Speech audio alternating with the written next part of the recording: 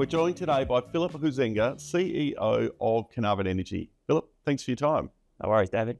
You do hold a 10% interest in one of Australia's largest undeveloped conventional gas plays, the Dorado field in Western Australia.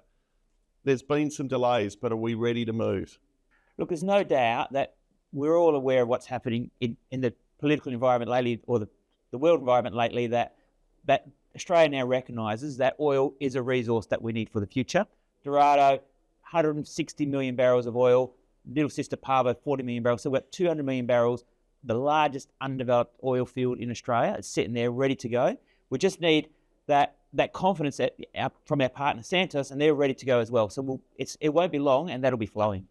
So they've been busy with other things, but clearly their attention is now shifting to the development of this project. Look, certainly Kevin Gallagher has been on record saying now Dorado is shifted right to the top of their thinking, and he said they're ready to accelerate the project as soon as they get government and Reg G just get on board to say, look, we need oil and let's go for it. Importantly, you've got $100 million cash, an $80-odd million investment in the listed company Strike Energy, market cap of about $186 million. Clearly the market is ready to lift once this asset moves forward. Certainly there's two or three parts of the business. As you mentioned, Strike Energy, they're doing really good things. As soon as we see them moving, they're in a pre-development stage, our company will move. But more importantly, it's, we're getting no value for that 200 million barrels in the ground. It's ready to go. You've recently completed a seismic reprocessing program over about 15,000 square kilometres of your land holding in the Beedoe Basin. What has that told you about the structure and the opportunity for drilling ahead?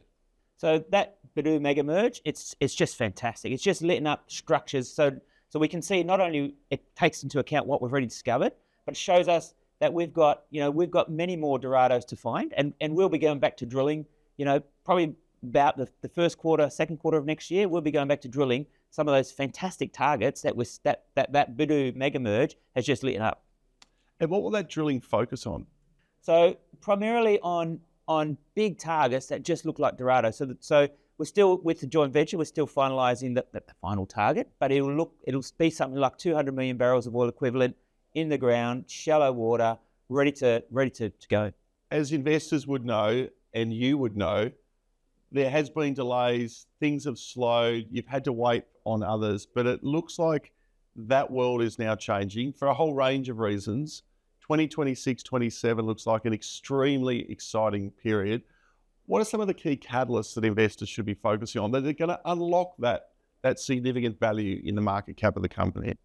Certainly, there's probably three catalysts that we are working towards. The first, of course, that drilling next year. That's really going to be exciting. As we get closer and closer, we'll be able to put out more news around, hey, we've secured a rig, here's the targets, this is what we're looking for. Secondly, it's about Strike Energy. We're a 20% shareholder there. Great business. They've got a few projects. They're in development now, so they'll be online towards the end of this year. But it's about unlocking Dorado, and you'll see a lot more news on that as we see that Australia recognises we need oil, we need energy, and Dorado's there to go. So you'll see those stories come out in the next months to a year. 2026-27 is clearly an exciting time ahead for Carnarvon and its shareholders. We follow with interest. Philip, thanks for your time. All right, thanks, David.